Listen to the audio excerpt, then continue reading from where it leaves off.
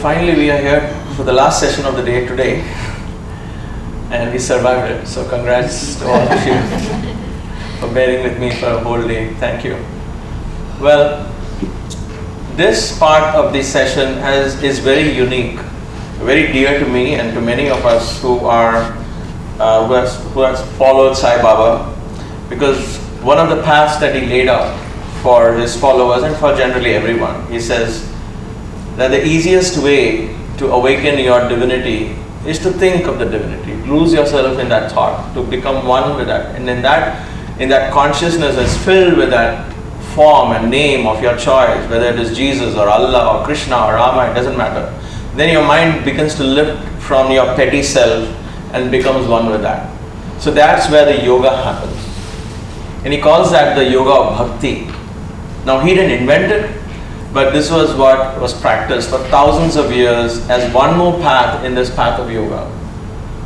So when we talk of yoga in traditional sense, it's not just hatha yoga or japa or mental repetition, but there is also an element where the heart chakra opens up. This is predominantly focused in and around the heart chakra, where you're tuning in with your emotions, listening, enjoying, you're bringing melody, rhythm, and meaning. Bhava. Meaning means the words bring in bhava, emotion, and in that you begin to experience the awakening of divinity. You get closer and closer to your chosen ideal. In this case, the one reality with many forms. Now, all of us are deities in that sense of that one consciousness of which we are all part of. So we spent the whole day talking of different chakras and how do we practice japa and mantra for different chakras. So if anything we have established is at least a basic layer of understanding that where does Ganesha reside, the Ganesha energy that we talk about, we call upon him the first to remove the obstacles.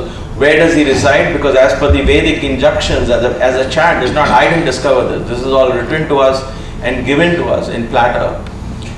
Where does he reside? He resides in the Mooladhara, right in the base of the spine, a place where we would consider unholy. He is there.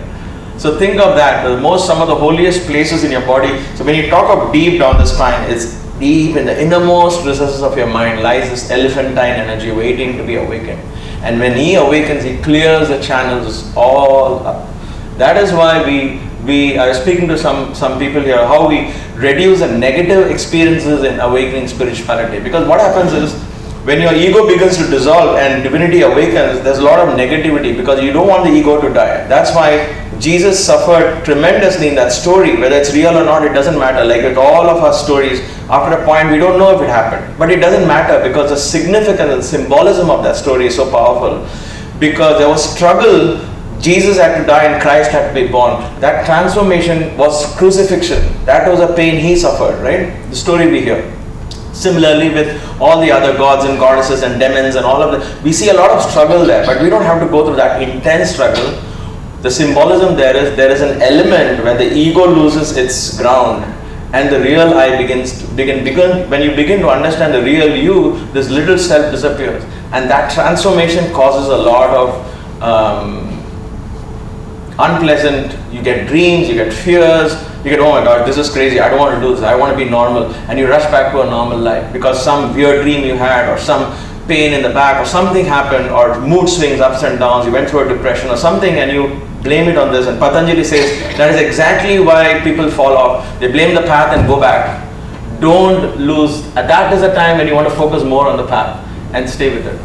Having said that, when you bring bhakti yoga into your practice, when you open your heart chakra and you sing and you bring devotion into your practice, it helps you to do that transformation. That is why though you and I hear the gory story of Christ being crucified, Jesus being crucified and Christ being born, Christ himself, except for that one prayer, he allowed himself to be crucified because he knew that the real Christ was going to be born.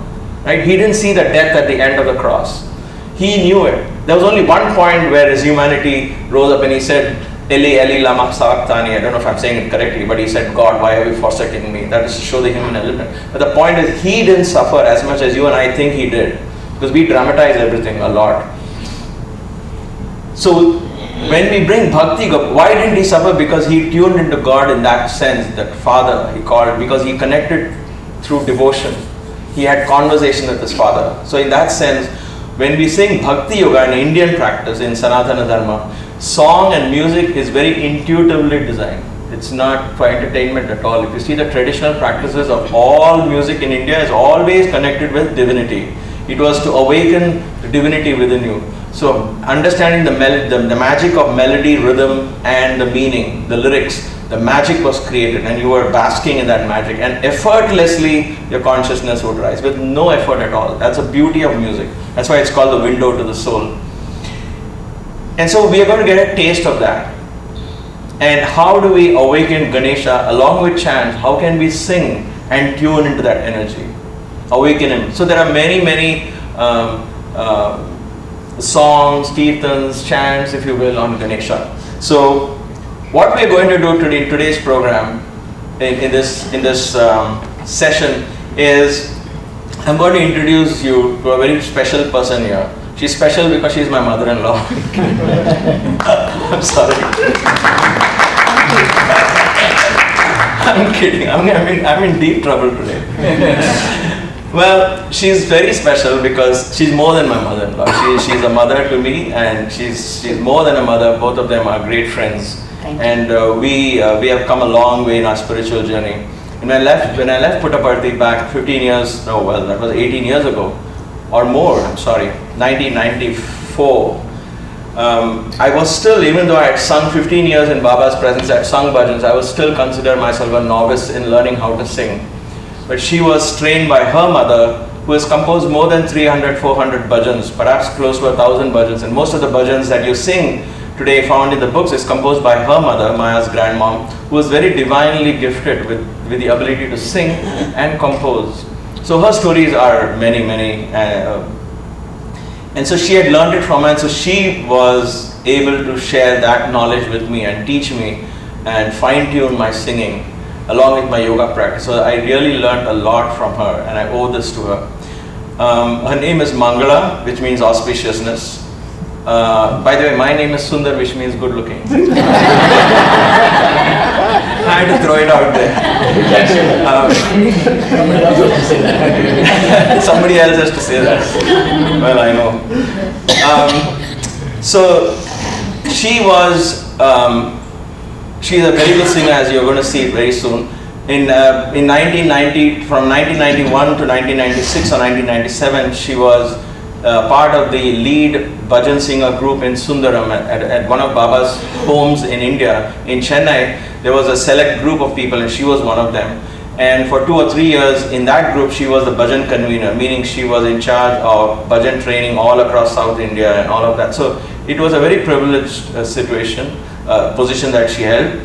But what she is bringing to the forum today is not only her ability to sing, but a fascination with singing, and also her ability to teach us these bhajans. So since it's going to be like a workshop, we're going to learn some of these bhajans from the point of view of understanding this as another open door. That door is open in this practice of yoga. So you have japa yoga, you have mantra yoga, you have dhyana yoga. We are not touched upon so many aspects. We're just getting a bird's eye view in this weekend as how many facets are there to what we understand as yoga. So in Mooladhara, this is why we sing Ganesha first. If somebody asks you why Ganesha first, because it is all of this is part of the Kundalini Tantra, part of the practice. The first chakra that has to open is Mooladhara. Mooladhara is rooted in Prithvi. It's so tight and close. In order to open, you need a powerful energy. And that powerful energy is only an elephant. Why? Because an elephant doesn't get lost in the forest. Guess why? Because he can create the path. He doesn't look for a path. He creates the path. So we want him to create the path. So where is this energy? In us. Lying latent in each one of us lies a powerful Ganesha energy waiting to use his tusk and his energy to open up the channels, so we experience the flow of divinity. So we are calling upon this energy. You can call upon it in meditation, you can call upon it japa chanting, you can call upon it by mula bandhas and kriyas, you can call upon it the same energy, you can invoke it with bhakti, with devotion. And when you combine all of this in practice, it becomes a beautiful, melodious, wonderful journey in spirituality. So the first bhajan that we are going to learn, and how it will go is we will learn each bhajan slowly and let it rest. And then once we finish all the 6 chakras, then Mangala will lead us through all these bhajans and we'll sing it as a proper kirtan session, which will become you will experience at each stage. You close your eyes and enjoy the chant if you can't follow, and experience the melody and the rising rhythm of the energy. And then finally, when we end at the 6th chakra, I'll allow the divine to guide us into a meditation. So we close our eyes and we will guide ourselves into a short meditation, and then we'll end with a customary offering of the camphor. We'll have Mangala and my father-in-law to offer the arati to Baba. That's just a customary practice, because the flame represents that all our whatever we did today, we are offering to the divine, and the fire is the one that transforms and takes it, connects you to the other realms. So we offer it into the fire and say, take it all. It's all an offering that we did today. Okay, so having said that, let's start with the Mooladhara Chakra and experience what this chakra is by simply tuning into the energy of Ganesha. Let's learn this Ganesha bhajan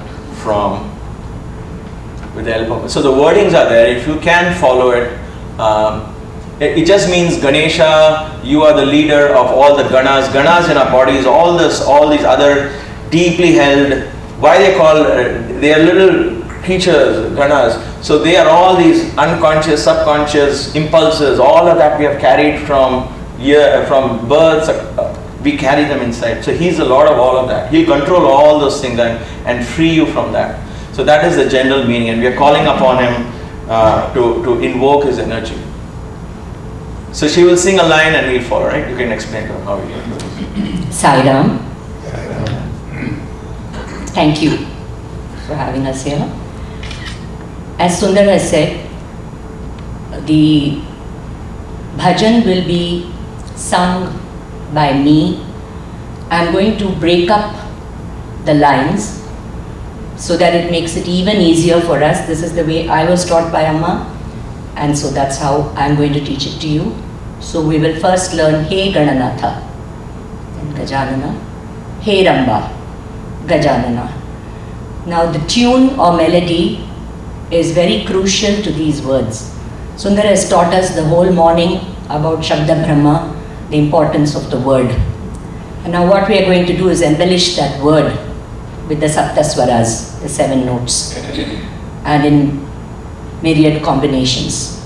It's simple. Swami has enlightened us all, I think, with this beautiful Bhakti yoga, which is Namasmarana, as Sunder shared with us this morning. So I shall attempt to take up from where Sunder has asked me to, go along with him and help us all realize that each of our chakras, having been cleansed since this morning with so many inputs he's given us, is now ready to open and receive the divine grace of the Lord. So I will sing to you. It will be more like syllabic formations of this bhajan, after which we will sing it in full line so that we learn it to the maximum. You're welcome to tape if you want to, so that you can have it as a record. Maybe recording. Or you are recording it, so that's fine. Saira.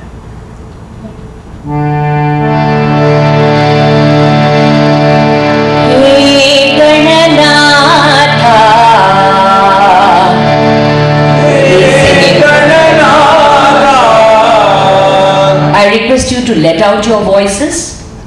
Do not be shy or wondering if somebody else is listening. It doesn't really matter. The greatest joy Swami has given us that he is our audience. And so he has said, bhajan is my bhojan.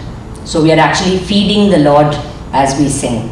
So let us offer him only the very best from us, from our hearts. And the Saint Tyagaraja has taught us how to bring out this nada, the sound. He says nabhi, which Sunder has dwelt upon since this morning in Bhujangasana. From the navel is creation. So he says start from the nabhi, hrid, pour your feelings and devotion and love from your heart.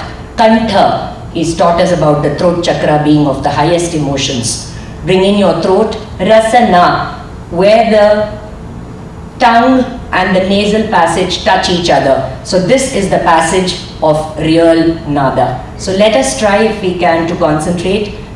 Just close your eyes or keep them open for the words. But do not worry about, like Sunder told us this morning, don't worry if somebody is snoring or whether somebody next to you is doing better, then it doesn't really matter. Each of us is going to do our best, and it will be our contribution to Swami. Hey Gananatha, Hey Gananatha, Gajanana, Gajanana, Hey Gananatha, Gajanana, Hey Gananatha, Gajanana,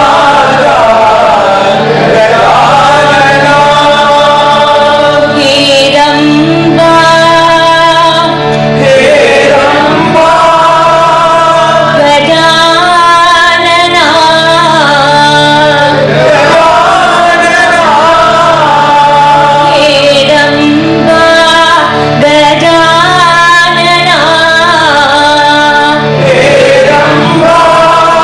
Gajanana, Hey Gananatha, Gajanana, Hey Gananatha, Gajanana,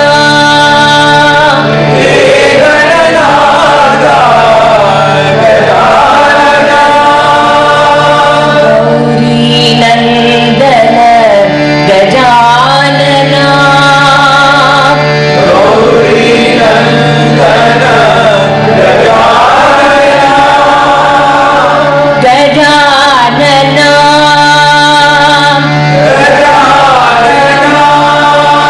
Hey Gajanana, Hey Gajanana, Gauri Nandana, Gajanana, Gajanana, Hey Gajanana, Gauri Nandana, Gajanana, Gajanana, Hey Gajanana, Siddhi Vinayaka, Siddhi Vinayaka, Gajanana, Gajanana, Varasiddhi Vinayaka, Varasiddhi Vinayaka, Gajanana, Gajanana, Varasiddhi Vinayaka, Gajanana, Varasiddhi Vinayaka, Gajanana, Hey Gananatha,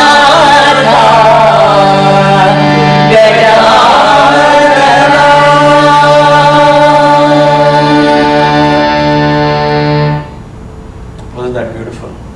So we're learning the melody and the lyrics now, and then we'll listen to this and follow it with the rhythm once we complete this cycle of interactive exchange, because then let it become a pure experience, uninterrupted. Then we move on to the Swadhisthana, and in the Swadhisthana chakra, we know it as we did in the Japa Yoga, it's Shiva and Shakti, it's the balancing of masculine and feminine. So any song that calls out to Shiva and Shakti, you're spending a couple of lines in the Shiva energy, then the Shakti energy, and enjoying the rhythm between Shiva and Shakti. It's always the beauty of this duality, the dual principle, eventually becoming one. That's the whole joy of this. This separation from the divine, if you will, in us is this duality that we're experiencing. And as we get closer and closer and closer, and this becomes one, that is the joy of spiritual ecstasy that we're talking of in yoga, the state of kaivalya or oneness. So here the bhajan is for Shiva and Shakti, and this is the bhajan that you're going to learn in the next few minutes. Hey Jagannatha, Hey Jagannatha, Shiva Shankara, Shiva Shankara, Hey Jagannatha,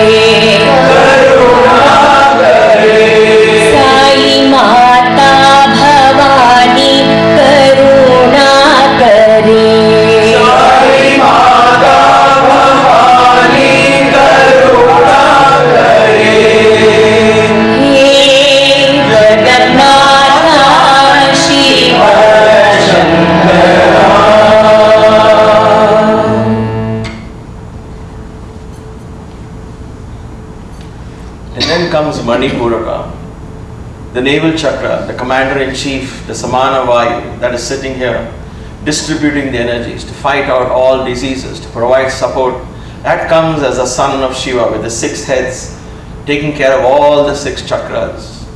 So in this beautiful bhajan composed by her mother, we invoke this energy. Va va means come, come, awaken within me and bless this particular chakra. So it's a beautiful, powerful bhajan. So in this, even the va va, we're going to sing slowly. We have time. We have The whole bhajan, yeah. One more time. Okay. So this is, as Sunder explained to us this morning, the 6 chakras represented by Shara, Varna, Bhava. And so this is the attribute to Kartikeya. And Amma has sung this in Tamil. I mean, she composed it in Tamil. And I think one of the things we remember is words do not really belong to any language, I think. It is the sound of the syllables. So language is something that is born of sound. So it's really immaterial what language we sing in. It's the feeling, the bhava, which we are concentrating on in bhajan, because it is bhakti yoga. So the devotion with which we sing is really more important than even those words in this instance. But the words definitely matter. And one of the things Swami is very, very, very particular about is the way we pronounce these words. As Sunder shared with us, each syllable has a meaning.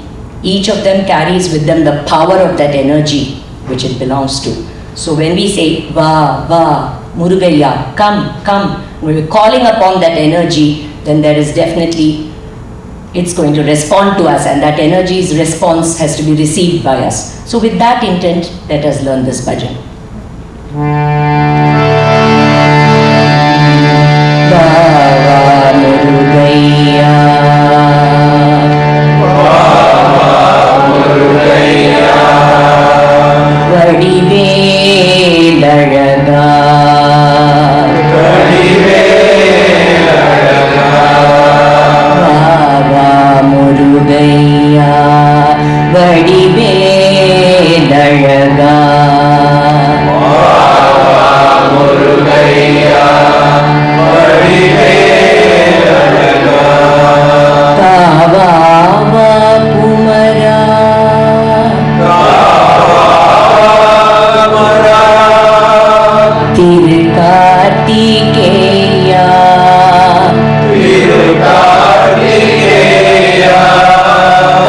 Baba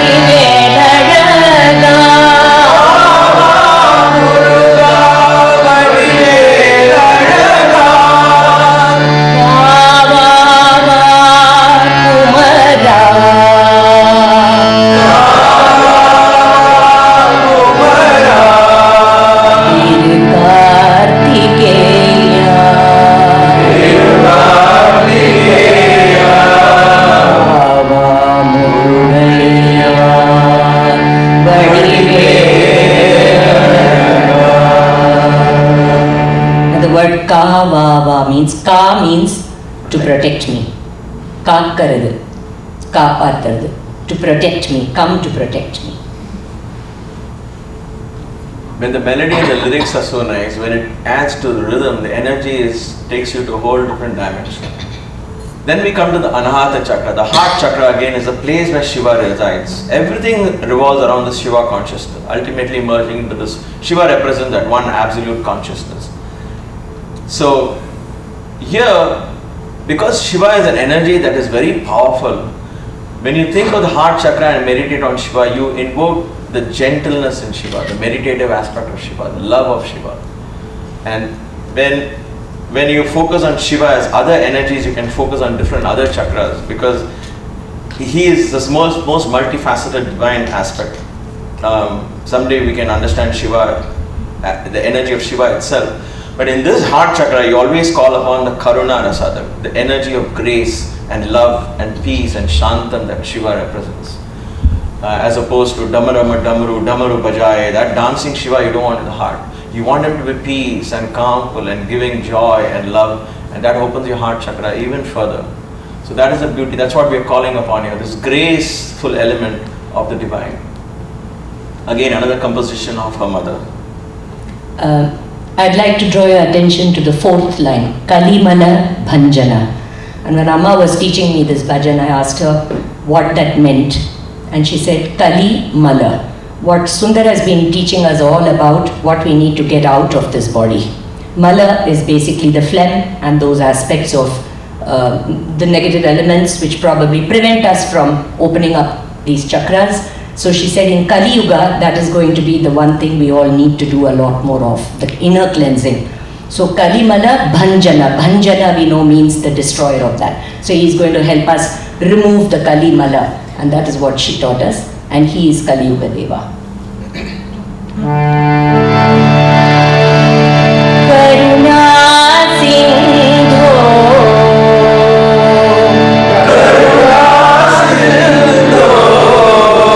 Shiva Shambho,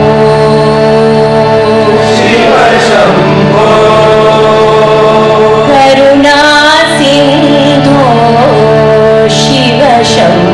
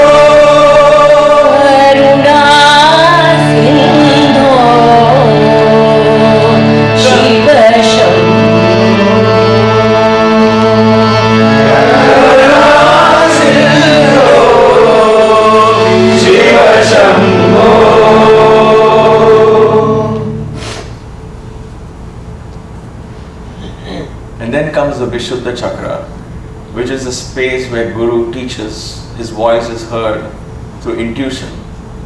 And here we invoke the energy of the Guru.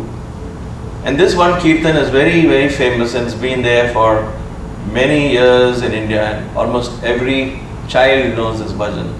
So let's take the joy of calling Jai Guru Omkara, Sat Guru Omkara. The Omkara is my Guru. I'm calling upon that, and that Omkara consists of Brahma, Vishnu, Shiva. In other words, all the gods merge into that Om, that allow that Om to become my Guru.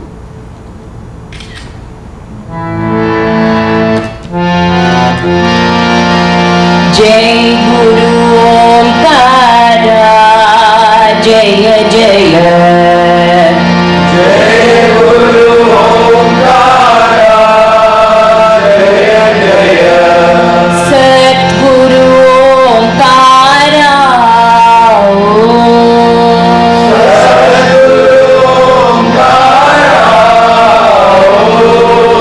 Jai Guru Omkara, Jaya Jaya. Sat Guru Omkara, Jai Guru Omkara, Jaya Jaya. Sadguru Omkara, Brahma Vishnu Sada Shiva, Brahma Vishnu Sada Shiva. Hara Hara Hara Hara,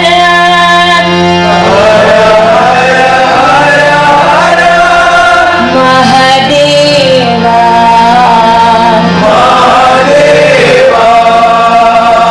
Brahma Vishnu Sada Shiva,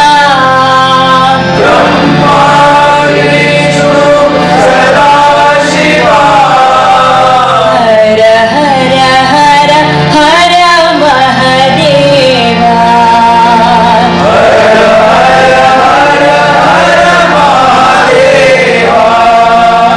Jai Guru Omkara, Jai Jaya. Sadguru Omkara,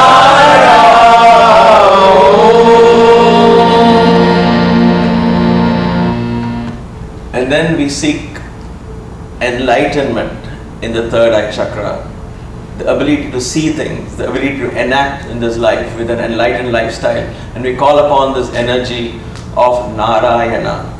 Nara becomes Narayana, that means man becomes divine when we invoke this energy. Teaches us abundance in life.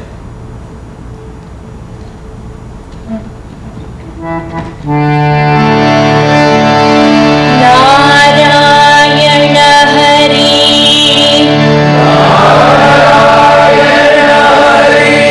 Naam bhajo re,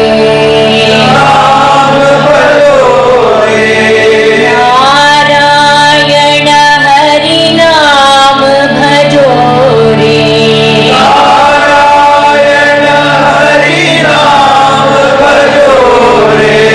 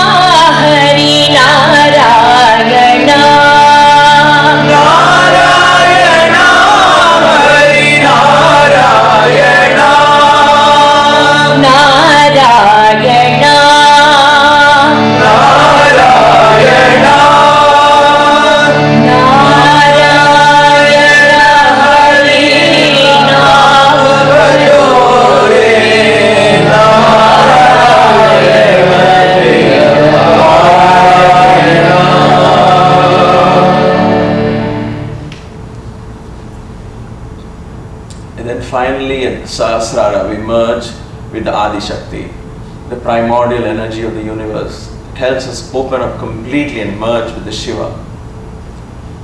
In another picture which is not displayed here, another concept of this, an extension of the Adi Shakti, she sits on a sleeping Shiva. The Shiva is fast asleep.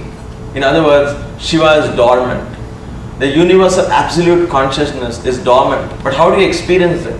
You can experience it only through this energy of Adi Shakti. So the Kundalini awakening, the Devi that awakens within you, takes you and helps you experience that absolute consciousness. Otherwise, we wouldn't even know that there is a consciousness like that. That's why she sits on him. That means she is the one that brings him to us. She is the one that takes us to him. So that is the energy of this primordial. This is, you can say, I don't believe in all this. I think nature is everything. This is what it is. This is nature. This is a symbolic representation of everything that you see and experience across all dimensions of reality. This energy principle exists. That means Shiva is the Purusha and the Prakriti. Yes, Shiva, Purusha and Prakriti. Someday when we learn, we'll spend a week to learn Patanjali Yoga Sutras, we'll get to understand the concept of that even more detail. But this is the emotional bhakti element. So you're reaching out to this divine energy by symbolizing as the mother of all creation. And so when your heart opens out to a concept of mother, then it becomes very easy. You relate to somebody who took care of you when you were a child, when you're completely helpless, newborn. She is the one who held you in her arms. Well, the doctor did, and then she did. But she held you with that love and that comfort that you found. That is what we are seeking out, because these things are so abstract. How do you reach out? Prayer is another powerful yoga that takes you there. And therefore we call upon, we say victory, victory, victory to this divine element. Shubhakarini, purify everything, and Jagado Dharini, the one who provides for this whole universe, come and help. Come and be and enjoy. The Jaya Jaya is like hallelujah, hallelujah to this divine opening of this consciousness. I'd like to just share something with you all. Whenever we are singing these bhajans and the bhava, the bhakti element is there, so emotions definitely play a very important role in our rendering of the bhajan. And when you look at the words, when you say karuna, it means merciful one, the kindest one. So naturally, when we say karuna, it must sound like karuna. The feeling that behind that word is very important. So Jai, when you say Jai Guru Omkara, you're saying victory to that Omkara. So there has to be that energy in that word. So this is also important, that we understand the lyrics and the words, and then our bhava will also go along with that bhajan.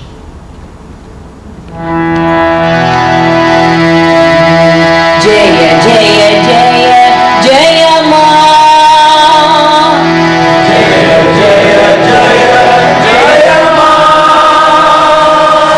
Jaya Jaya Jaya Jaya Ma, Jaya Jaya Jaya Jaya Ma,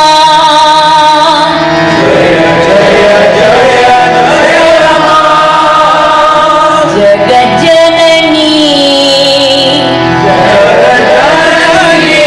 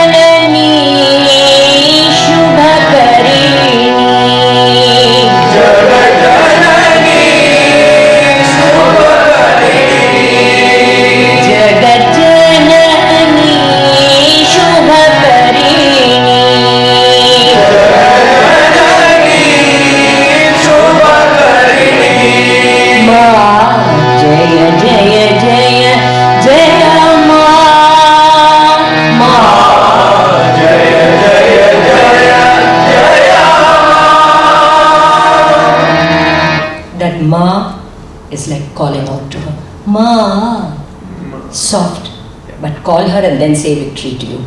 Ma Jaya Jaya Jaya. Give the power there. Ma Jaya Jaya Jaya Jaya Ma.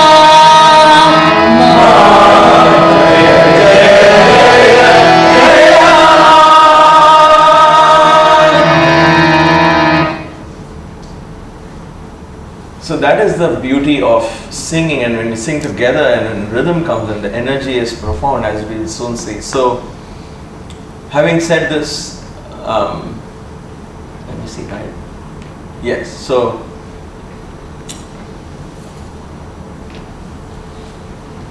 this is not written in stone, these deities and these chakras. The chakras, yes, but the deities for each chakra. This is understanding the energy of that chakra. That is why we meditate on that form. Now you could have Narayana and Lakshmi instead of Shiva and Shakti.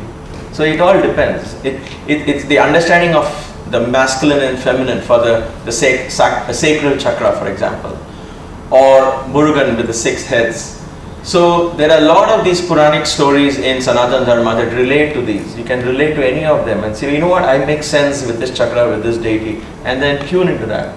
So that's why the element of bhava comes in. And with each chakra, you have a deity that is lying latent there, and you invoke that either through japa or through singing. So now we will go through this as a complete one after the other, non-stop. Mangala will lead us in a session what we call kirtan or a bhajan. Nama Sankirtan is Sankirtan. Kirtan is a short word for Sankirtan. Sankirtan is singing together. Satsanga, sang means coming together, and singing kirtan. Sankirtan. Nama Sankirtan is just all these names we're going to sing together. That's why it's called Nama Sankirtan. It's one of the very powerful spiritual practices because effortlessly you're raised in consciousness. You're not worried about breath and bandhas and locks and nothing. You're just enjoying the rhythm swaying and your body gets... That is the beauty and the energy of this wonderful chant. So let's experience that. So let Swami guide us and lead us into this divine journey of Bhakti Yoga.